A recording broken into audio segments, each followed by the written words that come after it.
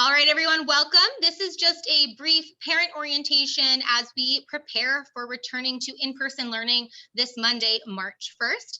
I'm going to answer any questions you may have, as well as go over some procedures and classroom setup that we have in place to ensure everyone's safety and successful learning. Okay. So the first thing I was going to review is our schedule. If you look closely, you'll notice that our schedule in the morning pretty much stays the same as our virtual learning schedule. And this is because I will be teaching both virtual and in-person students simultaneously. So it's important that they're all getting access to that same those same classes and learning opportunities. So from 8:30 through that 11:10, we're going to be following that same virtual learning schedule we have been doing. There will be a brief break at 9:30, and then following our optimistic closure around 11:20, 11:30 if we run a little late. In-person students will take turns washing their hands and preparing for lunch. Our lunch will occur around 11:30 every day. I will go into this a little more later, but lunch will be eaten in our classrooms. The students who return for in-person learning are pretty much going to remain in our classroom the entire day. They won't be leaving to go to the cafeteria or to resource rooms. Again, this is to make sure that they're not interacting with anyone beyond our little pod to limit exposure. So they will eat lunch in our classrooms. However, lunch will be a silent lunch, which I'm sure you're wondering how we will do that with kindergarten. And I imagine it will be a bit of a challenge, but students will be asked not to talk during lunch because everyone's masks will be off, or all the students' masks will be off while they're eating. So we're going to ask that they do not talk so that limits the amount of particles that are spreading through the air. They will still have desk shields up, which does help prevent that spread. And we have air purifiers running as well. On warm weather days, we can even try to eat lunch outside, which will help at a social distance, of course, but for days that we are unable to outside, it will happen in the classroom at their desks. And I will put on some sort of movie or something to distract students to make not talking a little easier. After lunch, Miss Cooper, Miss Meadows, and/or I will help students take turns in washing their hands and putting their masks back on. And then we will move into a choice time or recess portion of the day around 12 o'clock. Unlike in normal years, this again will have to occur in their designated areas. So at their desk or on the floor surrounding their desk. I will have different toys and art supplies, things like that they can choose to use during that time. But I do ask that parents send in a preferred toy as well. This can be the time for them to bring it out and play with it. After choice time, we will move into our independent work portion of the day. And I'll talk a little bit more about this later, but this is when they're completing all of their online assignments. Around 1:45, students will begin packing up, and at 2 p.m., we will dismiss for the day. As far as supplies go, there are a few items that I ask that your child brings to school every day. These are required supplies. That includes a mask. Your student will be required to wear their mask all day, and so it's important that they bring one with them. And because they will be wearing it all day, if they are able to bring a spare mask as well, that would be great. I've noticed from having to wear mine while teaching, it can become wet and soiled as you're talking throughout the day. So having a spare, it would be great. But if you can't bring a second one, that's okay. We do have a couple extras around here. But definitely please bring at least one. The student will not be allowed into the building without a mask. In addition to the masks, students should be bringing their district device and charger with them every day. While I will be projecting our lessons onto a board, there will be instances where they still need their personal device, and I'm still kind of working through how that's going to look. So please make sure they are bringing that with them every day. And don't forget that charger. I know some of these devices don't have very long battery lives, so please make sure with their device, you are also sending the charger so that we can make sure their device stays charged throughout the day. Please bring a water bottle so that students can take sips of water throughout the day at their desk. We will make sure it's refilled appropriately. Warm clothes, since we will try to go outside as often as we can. I think it's the safest way for us to eat lunch, as well as maybe take a recess, but obviously only if the weather permits. But please dress appropriately. And lastly, a backpack. This will help them carry all their supplies to and from school, but also there may be times when I need to send materials or information home. So please make sure a backpack is included as well.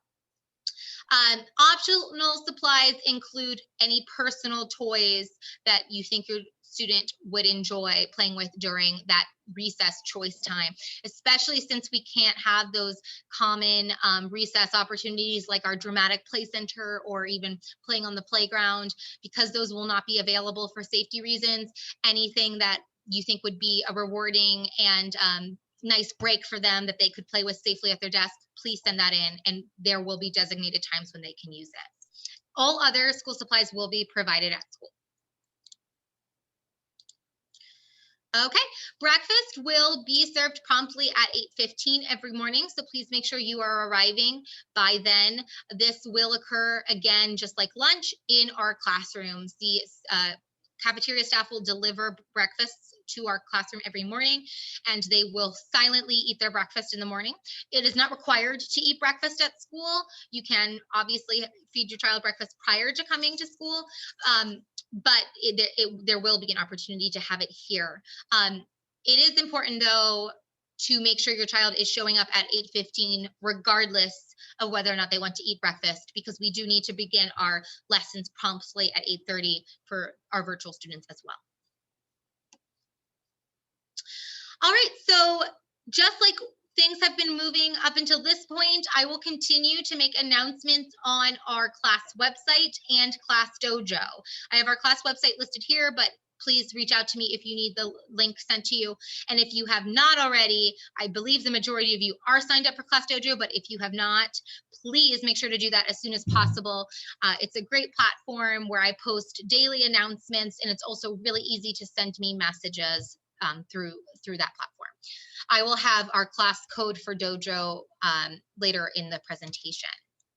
Here's just some brief steps in signing up for Class Dojo. It's really simple. You can download the app right on your phone, sign up as a parent, and then enter our class code so you'll get connected to our class. Since I will be teaching both virtual and in-person students simultaneously, we will continue to use Zoom, and Zoom will be projected onto our classroom board. So students in person will see what the virtual students are seeing as well. So students will still be expected to follow those virtual classroom agreements that we review every day, including keeping microphones off, cameras on if possible, and also anything else that any other agreements that we've discussed. One thing to note is that Wednesdays will remain virtual. So this is really important. Even if your child has signed up for in-person learning, Wednesdays will continue to be virtual. So do not bring your child to the school building on Wednesdays. However, attendance is still important. So please make sure they are logging into Zoom on Wednesdays from their homes. Just like we've been doing, you'll log into Clever and click the Zoom link, but Wednesdays will remain virtual, and we will continue to follow that small group Wednesday schedule. Here I have included a picture from my classroom setup currently. You can see this is where my desk is, and one of the students' desks. This is kind of a close-up, but you can see that each student has their own kind of taped off space and desk. The desk has a shield, and they will have a separate chair and bin to put their some of their supplies.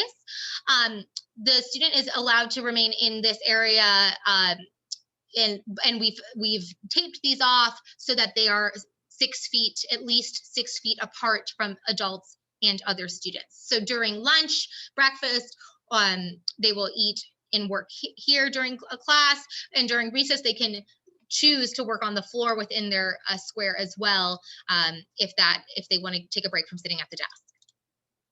And then here is just an example of some of the other desks that we have set up in the room. Again, you can see that they are spaced out according to CDC guidelines, and every student will receive his or her own supplies, desk, shield, and taped off space. So there will be no communal supplies this year. Everyone will have their own individual items, and Ms. Cooper and I will also be working diligently to sanitize things every day as well. The curriculum isn't changing. We're going to continue to be using the same curriculum that we have been through virtual learning. I do think there will be some advantages in having your student return to in-person learning for the curriculum's sake, particularly with our phonics and literacy and even math curriculums.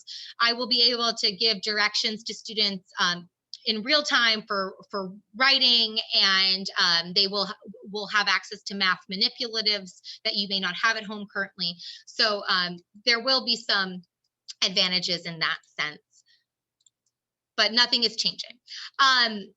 Just like now, new assignments will be posted to Seesaw every day, and students will be working on those assignments during the school day, during the independent work portion of our schedule, which is from 12:20 to 12:45. During this time, I will also be able to provide interventions to individual students, as will Miss Meadows if your student meets with Miss Meadows.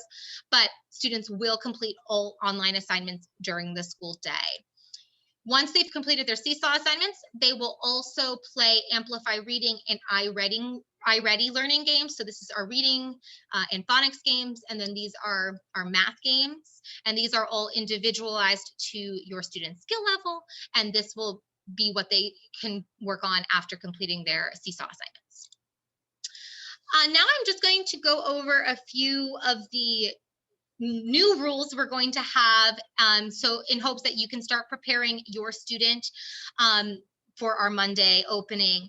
Obviously, we do have to have some unprecedented rules in kindergarten to ensure everyone's safety, both your student and the adults in school. So I'm just going to go over these briefly, and please, if you can, review them at home with your child as well, because I know it's going to be a hard transition for everyone, but I'm confident we can make it as smooth as possible if we all really practice and reiterate these important rules. So first and foremost, your child will have to wear a mask and or possibly a face shield at times. We have those at school all day. We will have some mask breaks where an adult might be able to take a child to a safe space to take off their mask briefly, obviously under supervision, but it is expected that through our lessons and through the day, they will have to have that mask on. They will also have desk shields at their desk, which will help prevent any spreading of particles as well. Throughout the day, they will be required to maintain a 6-foot distance apart from other children as well as adults. This includes anytime we have to walk in line.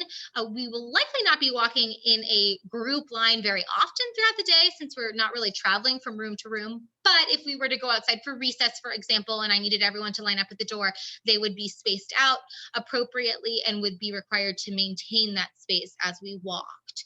And we'll have some creative ways in helping kindergartners do that. There may be times when an adult has to get a little closer to a student to assist them briefly. If that does occur, obviously we would still be wearing PPE, our face shields, our protective equipment, and it would be very brief, to hand them something or to quickly help them. We would not be breaking that 6-foot distance other than for a really brief instance to help them. Students will be eating lunch in our classroom as well as breakfast, and we talked about this a little earlier in the presentation. Lunches will be silent. So I will likely put on a movie or something to help our little learners with that. But the idea behind that is by not talking, you are spreading less particles in the air. So it reduces the spread since all students will be eating simultaneously. When during our recess following lunch, students will not be able to share their toys, which is why I've asked you to potentially send in a personal item, a personal toy that your student would enjoy. We will not have any shared play centers this year for safety reasons. And they will also need to remain in their designated areas during that recess portion. Throughout the day, we'll have multiple opportunities for them to wash their hands and use hand sanitizer. And we will also be cleaning materials every day, with Wednesday being a thorough cleaning day, which is why we will remain virtual on Wednesdays. So I know all of this is overwhelming and a lot, but I am confident that we can still create an effective learning environment that is also fun and supportive for our students as well as the adults in the building. So thank you for your support in that. As far as attendance goes, just like it has been throughout the year, it's extremely important, and students are expected to attend class every day. So when on Monday, Tuesday, Thursday, and Friday, we do expect your child to show up for in-person learning. And on Wednesdays, we expect them to log in to Zoom for the virtual Wednesday. With that said, we are in a pandemic. If your child or if someone in your home is showing concerning health symptoms, please err on the side of caution and let the school know. Keep your child home, monitor their symptoms, and just keep us up to date. While we want them to show up, we want them to attend every day, health is also a first priority. So if you're concerned about their health, please keep them home. And the nice thing about still having virtual students is they could always log in virtually if they're feeling up for it, but you're just trying to be extra careful. So there are ways around. There are some advantages in having both virtual and in person. So thank you, families. We really couldn't do this without your support. Every year I say that parents and guardians are my partners in learning, but this year it's been the case more than ever. So thank you for your support, your patience, and your understanding.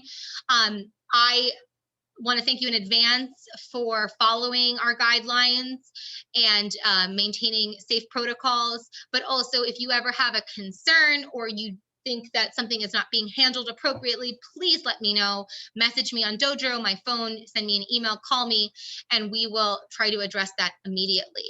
So here is my contact info. Most of you should have it already. I also have an Instagram where I sometimes post announcements, but also post additional learning activities to support being at home during the pandemic. And lastly, I would just like to open the floor for any questions. We have Mr. Naviak who's joined us.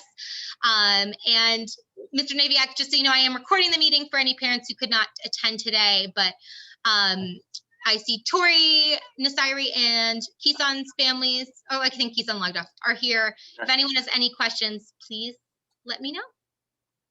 If possible, could I show my slides really quick from the district, and then that might raise a few other questions just to get that in there. So if I can share my screen, please, Ms. Snyderman. Some of this will be a review of what you just went over, but this is what the district wanted us to share with you about district protocol, and then also the testing procedure that's going to start happening here at Windsor Hills. So here comes my screen. Present. So I'm going to go right to this slide. Basically, I think, Ms. Snyderman went over most of this with you all, but City Schools is committed to implementing rigorous health and safety protocols to keep students and staff safe. Of course, we'll maintain 6 feet of social distancing unless there are times when that's, we're required to be closer, and we'll have the necessary face coverings for that in addition to the masks. There will be time provided throughout the day for hand washing. There will be a morning health screening. Students will be kept in cohorted groups so that we're not exposing students or staff members to each other. We'll have protective barriers on the desks. throughout the building as necessary. Air filtration, all rooms will have the air filtration devices, the air purifiers in there. We have cleaning protocols that we're keeping track of with the custodial staff on a daily basis. And then on Wednesday, again, like Ms. Snyderman said, for deep clean.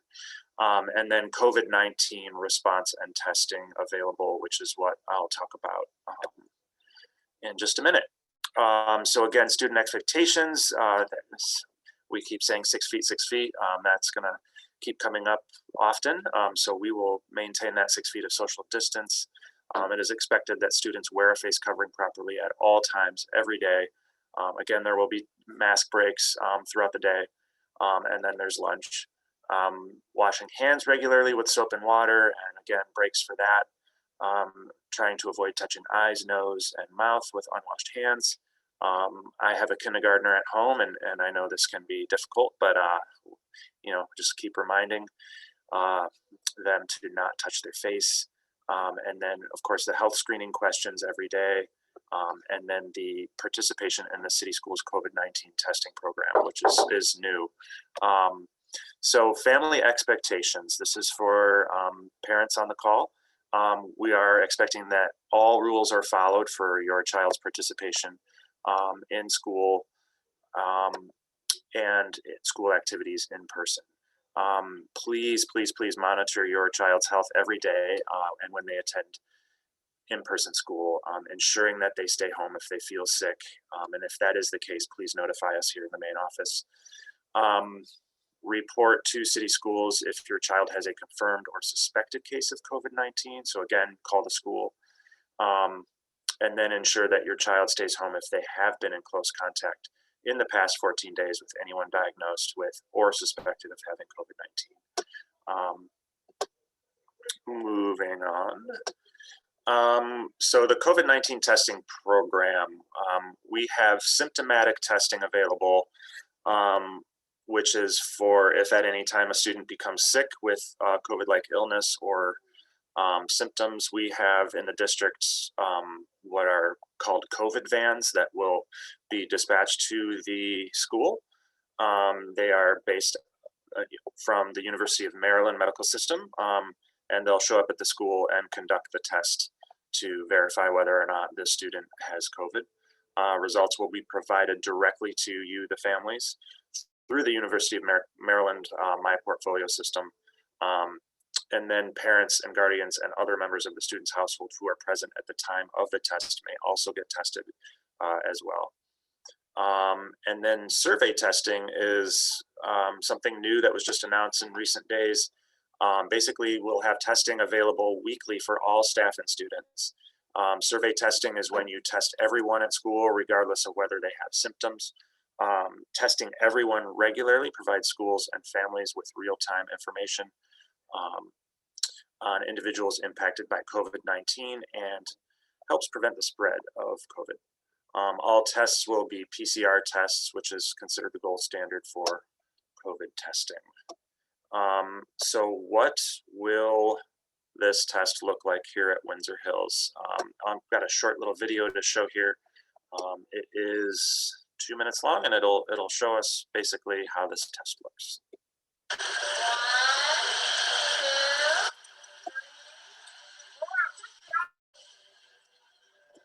Each classroom, collecting a nasal swab that each child is able to independently do their own swab.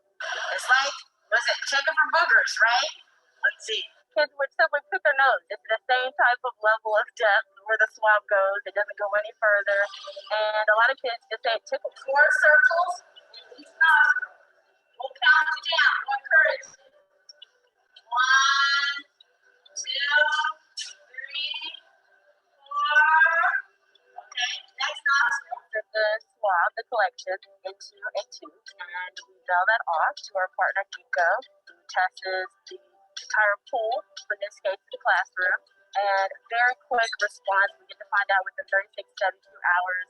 It does reduce some anxiety of the unknown. If it's negative, class goes undisturbed. 4, good job. 3, 4, Our teachers participate, so I think it really feels like very much of a community effort, and we're all keeping each other safe. The scholars have been great about actually doing the pooling testing. Most of them are pretty excited to do it. They want to be a part of it. We took time as a staff to help them understand the purpose behind it, as well as families. So meeting with families personally. Most of our families were really excited about the opportunity. They welcomed it. It made them feel safer, which is our ultimate goal, to make sure that families feel safe. It's going to go to about over 100 elementary schools, and it's just going to be a part of our regular health screening process to make sure students are able to participate in a safe environment, healthy environment, and get their in-school learning.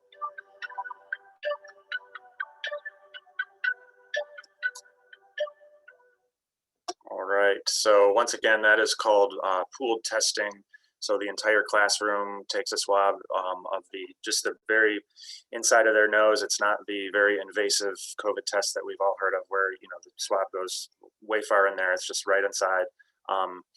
So that will be happening on a weekly basis. So how will we respond to a positive test result? Staff and families will be notified if a pool tests positive. So it does not provide specifically who tested positive, but just that somebody in that pool tested positive for COVID. And at that time, all members of that class will be asked to stay home, go back to virtual learning for 14 days. Symptomatic testing will be arranged for all impacted staff, students, and families the following day. So again, that's through the University of Maryland. Families will be invited back to the school where the testing team will be set up outside to test each student individually. That will be sometime within that 14-day window. And then 24 to 48 hours later, staff and families will have access to their individual results. Why do we do pool testing? Kind of as described in the video, it's been vetted by experts. It's very accurate. It's self-administered all the way down to kindergarten. Students in kindergarten can collect their own samples. Self-administered tests reduce the exposure risk to the staff supervising testing and reduce the logistical burdens placed on schools to conduct regular testing. It allows for quicker sample collection and is user-friendly. So that's sort of the gist of the testing protocol at Windsor Hills and every elementary school in the district. And I guess the only other piece that I have to add or would like to add is that there is going to be a parent consent form. I've been emailing all morning trying to get the most current version. It's been changing based on the district updates, I think specifically due to the pooled testing, which is a new, a new sort of feature, a new protocol as of the last day or two. But that consent form, that parent consent form, has to be signed by every student who is coming in the building, every parent. So if parents that are on now, if you would please, if you haven't already, if you would share your email address with Ms. Snyderman before jumping off the call, we will email it to you either later today or tomorrow. And then also there will be hard copies available at the school on Monday morning to sign, basically giving your consent for in-person learning and agreeing to everything that was just discussed with following the protocols both at school and at home. So that's all I have. I do have a tight schedule. I'm on to the first grade, but if there are questions regarding anything that I just went over, Ms. Snyderman can take them down and we can touch base via phone. I can call you and get back on those questions. And then, yeah, I'm always available. I'm here at the school. I can be reached to answer any questions, as can Ms. Vass. So just let us know. Awesome. Thank you, Mr. Nabiak.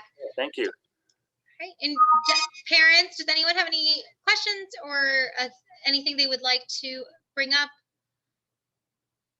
And it's okay if you don't, but I just want to make sure we address any concerns.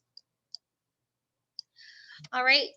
Well, I'm going to go ahead and stop our recording.